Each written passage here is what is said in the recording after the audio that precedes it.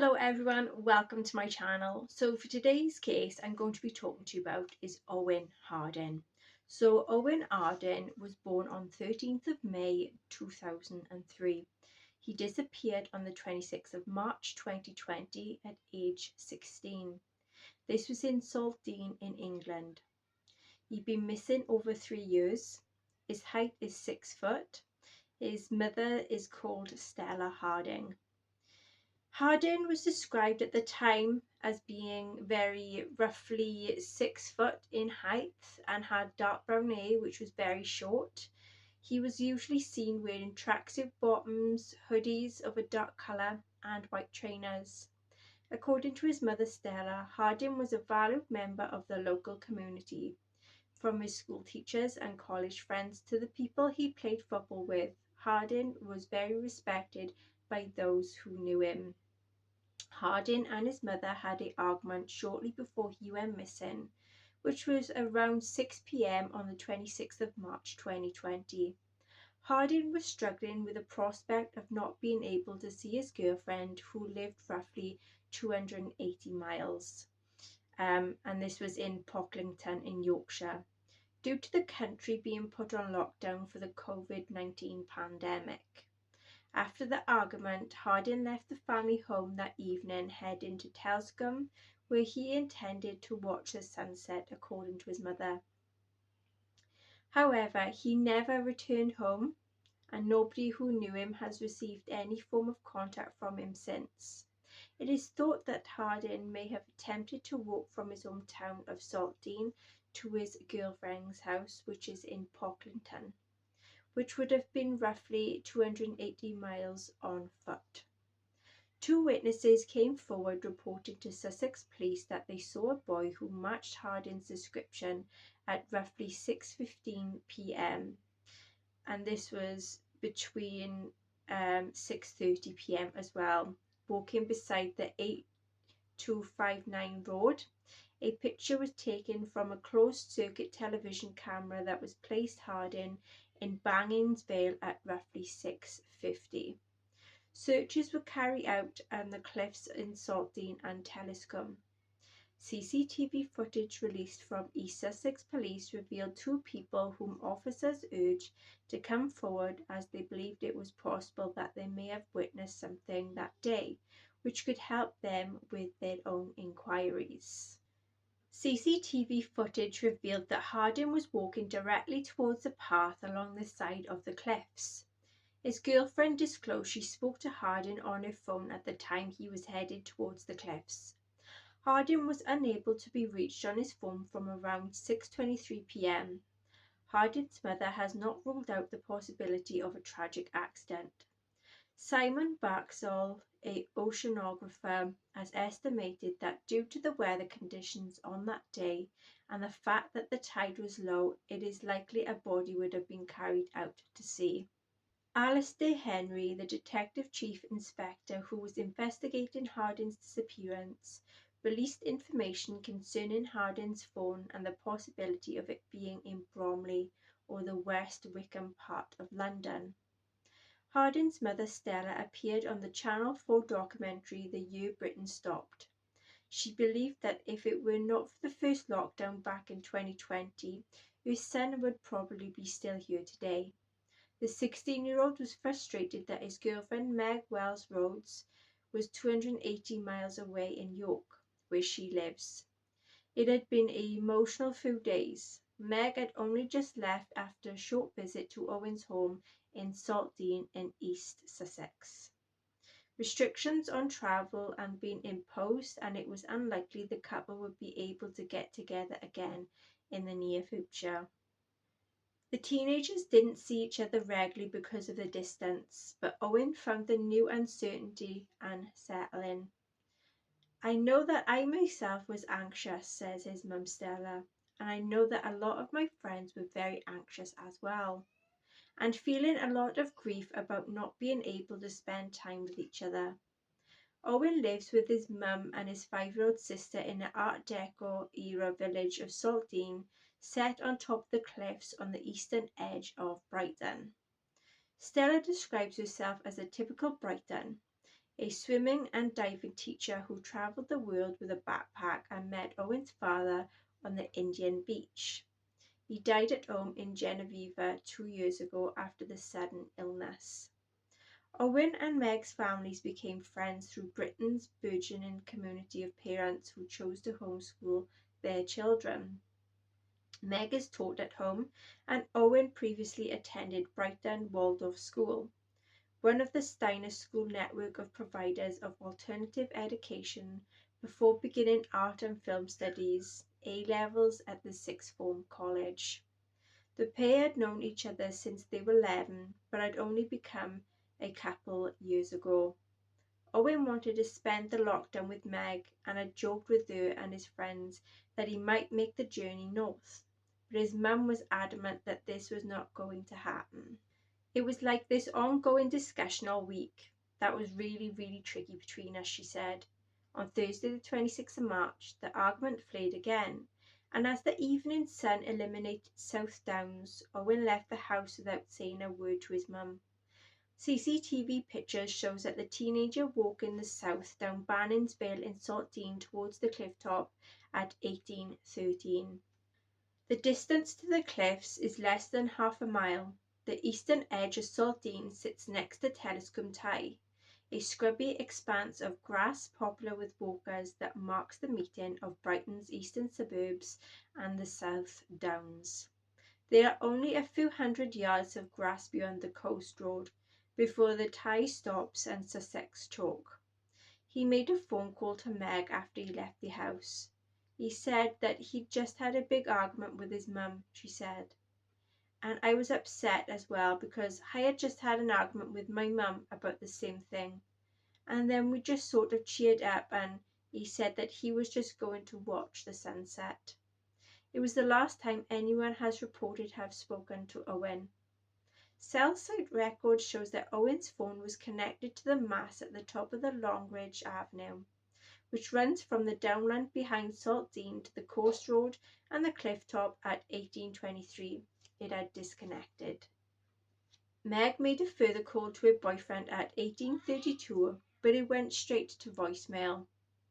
Unaware of this, Stella was not concerned. We live by the sea. We live next to the downs. We go walking a lot. He just went out. Off he went, and I just thought, well, good. Go and get your allocated daily exercise. Go and stomp it off. Go and get it off your chest, and then you'll be back. But late that evening, she had become worried. She contacted friends in Saltine and Meg's family in York around 2300. She contacted the police. Meg and her parents rushed back to the south coast the following day, and the families began searching on the downs behind Saltine and along the coast as far as New Haven. They called in abandoned farmhouses, shouting Owen's name. A huge police operation was quickly organised. About 80 officers visited homes and businesses near the Hardings bungalow. But the lockdown made the operation more difficult. Police were occasionally frustrated by people not answering doors, and shops that might have been able to provide CCTV pictures had closed because of the lockdown. But the police did give residents who owned security cameras police memory sticks. They were left in packages outside houses and later collected by the officers. Before long, a huge support campaign had sprung up, one that continued to honour the social distancing rules. Saltine is an amazing community, says Stella. We don't all know each other, of course, but it is an amazing community. So as soon as the people in Saltine heard that there was a teenager missing, everybody was talking about it. People started putting up posters, which was on the Friday, and everybody was all on board. A social media operation found volunteers to create a website and Facebook pages. Celebrities including BBC Radio 2 breakfast presenter Zoe Ball and a YouTuber PewDiePie, who both live in Brighton and Hove, posted the appeals online. Simon Watson, a retired Metropolitan Police sergeant trained in search techniques, who lives on the Hardings Road, offered organising a methodological search teams of between 10 to 20 people, working in household groups where possible, combed the grassy cliff-top area as Telscombe Tie and the scrubby countryside behind the houses in Saltdean. Watson had drawn up a full risk assessment and briefed the volunteers before each search with a strict reminder to maintain a social distance. Acknowledging the difficulties of the case because of the current situation, he said the community had remained resolute. I know from experience you can have hunches, but it is quite tricky, this one, because of all the real lack of information. Stella set up a small camp in the front garden of a 1930s bungalow, including a small statue of a Buddha, and says this is a space for her to rest and reflect. Neighbours talked to her on the path, offering words of comfort and support, and friends gave her a wood-burning oven so she can keep warm on the night she spent sleeping outside waiting for her son. Fire and sleeping on the ground and deep breathing and lots of walking and being outside, they are all things that sort of nourish me and comfort me. So that's why I'm doing that. And I also had this thing in my head, if I light a fire and I just keep it going, it's like kind of a beacon and Owen will come home.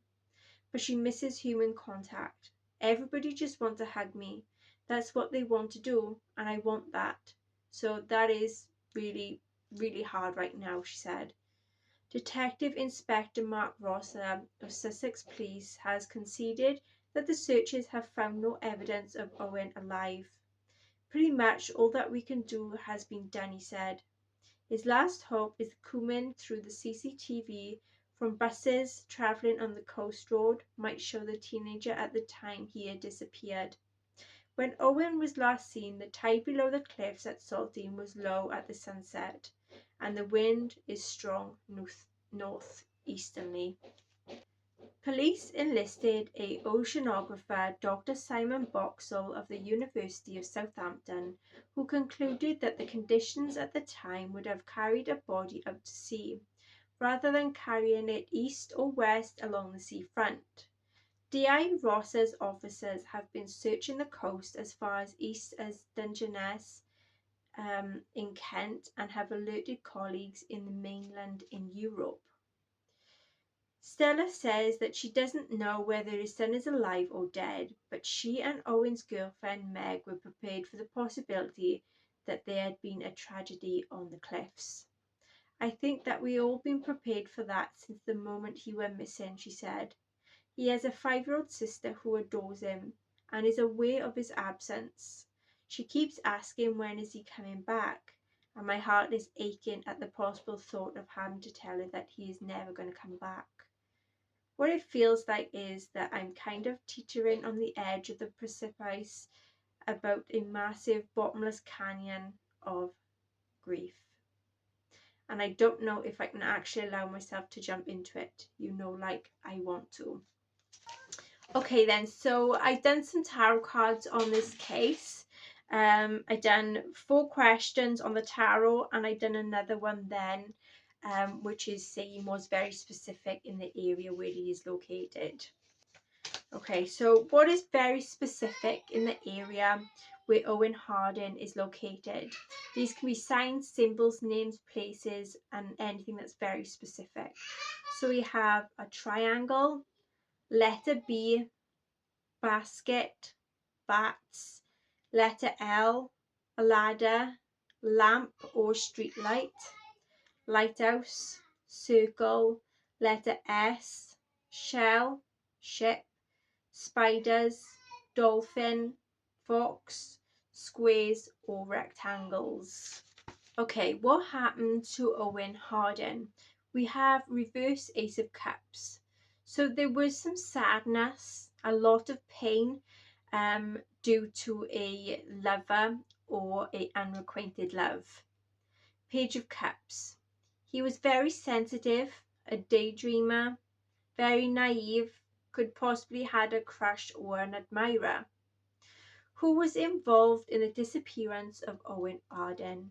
Reverse King of Cups. So either Owen or another male was very anxious, emotional or overwhelmed. 8 of Pentacles. There was a new job or hard work. There was a lot of dedication to the work or business. Where is Owen Harding? Moan. There is some water, there is land, possibly a building or a structure of some kind. There's a lot of anxiety, deception, and insecurity. What is the final outcome to be for Owen Harding's case? Queen of Cups. There is to be a female that's very nurturing and loving, that is to have some relevance. Reverse Nine of Swords. There is to be an end of the tunnel, and there is to be a recovery. Reverse Ten of Cups. There is an unhappy family that possibly could be dysfunctional. Three Wands. There is to be travelling and being happy with the outcome. Queen of Wands. There's a female who is vivacious, independent and confident, that is to be relevant. Reverse Five of Pentacles. There is to be improvements and a positive change. Reverse Four of Wands. There is to be a postponement or a cancellation. Knight of Wands. Someone is going to come in and be very confident, fearless and open-minded about something. Reverse Devil. There is to be a reveal to do with clashing and restlessness and recklessness. Okay, so I did a mediumship reading and this is everything that came out. So we had Pembrokeshire, Kylie, Merran, Battersby, young fair male with a blazer and buttons or badges on the front, Tyler or Tylee, Eris or Keris, Clive, Flynn or Finley, Gentleman, Steele, Terrace, Ambience, Toro, Inkabel or Isabel, Stacy, Harmony, Court, Highland, Parfait, Timberland, Cachet, drinking whiskey or something similar, celebrating. There's a Witness, Tabby or Tammy, Hardy, Lily or Lilac, Cumberbatch or Cumberback, Sailor or Sailing, Clinvy, Mariad, Tulip, something collapsed, something that could be to do with the lung, Ivory, Sweats, Morton, Ashawa, Typewriter, Bobble Hat, Timmy, Cable, Foliage, Cart, Table, Pen, Stable, Wagon, Templeton or Timpleton, Daisy, Shiny, Wealthy, Loving Life, Happy, Generous, Caretaker, got Stable again, Fruitful, Pomby, Cataract, Kensington, Mabley, a car that is 2010 make, Stanford, Billy, Etty, Miley, Arms Kings or King's Arms, a pub, Tita Total, a bomber jacket, Spice, Brewerly or Bewley, Stanfield and Essex. So I did a ghost tube seer app, and what came up was this type of building. So I don't know if it's like a ruin, a church or a cathedral or something like that, but to me it do look like an abandoned type of building.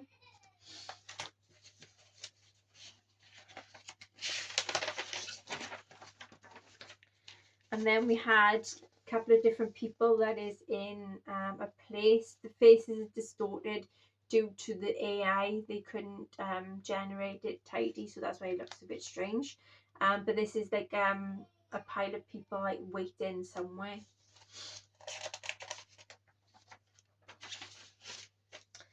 There is a person that is swimming, so someone that have dived in water doing some swimming. Can't tell if it's male or female though. And then we had butterfly and flowers. All right. I think that's right. Yeah.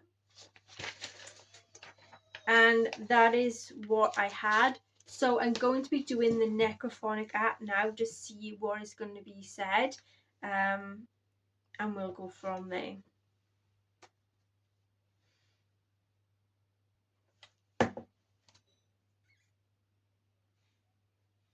Connected.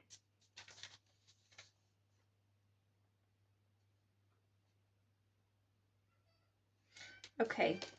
Angels, guides, spirit guides, please come forward for communication regarding Owen Harding and other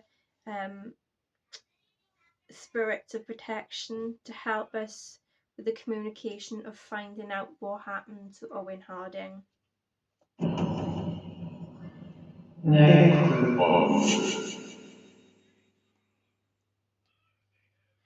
Okay, so Owen Harding, born 13th of May 2003, disappeared on 26th of March 2020, age 16, from Saltdean in England. He has been missing over 3 years. He was 6 foot and his parent was Stella Harding. Can you tell us what happened to Owen Harding, please?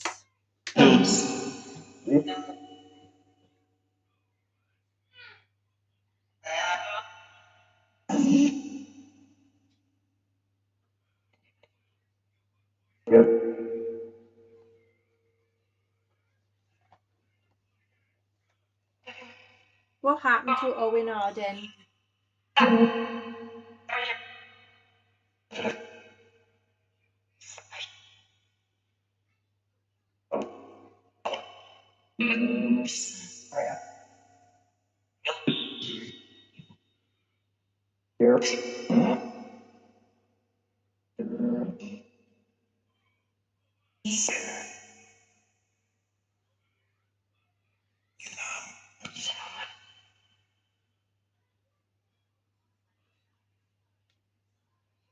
Who's involved in his disappearance?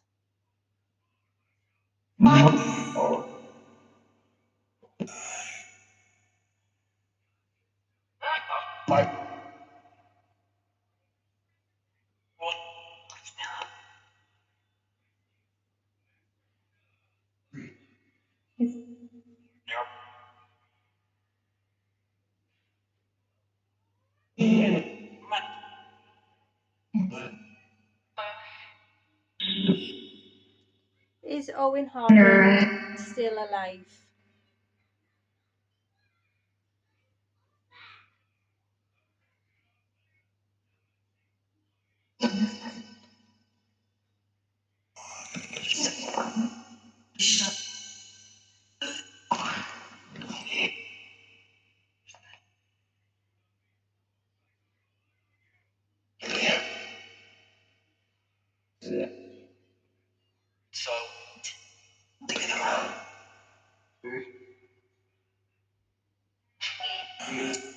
Why did he leave home?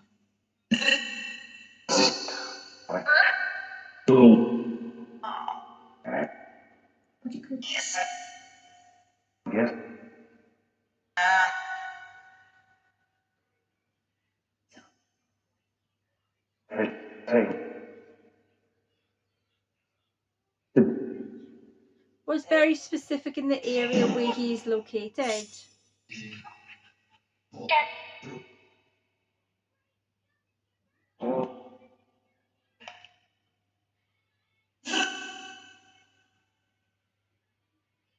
Is he still in Saltdean area?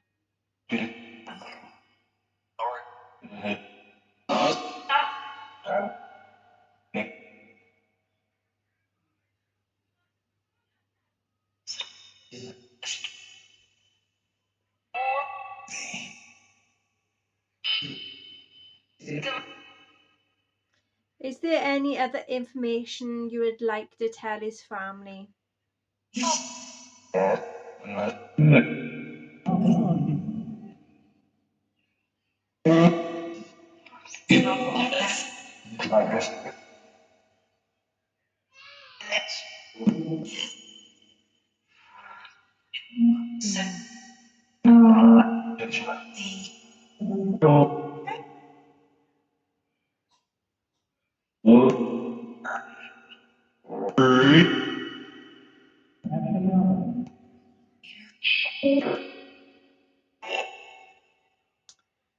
Is there any other important information you'd like to tell the family before we leave, please?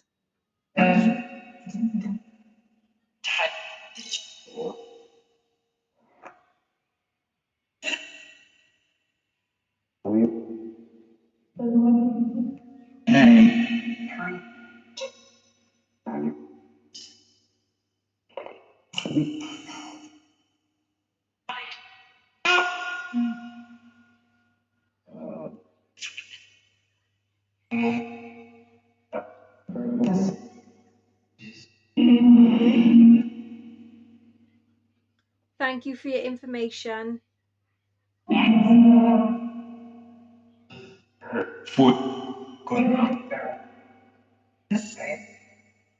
Goodbye.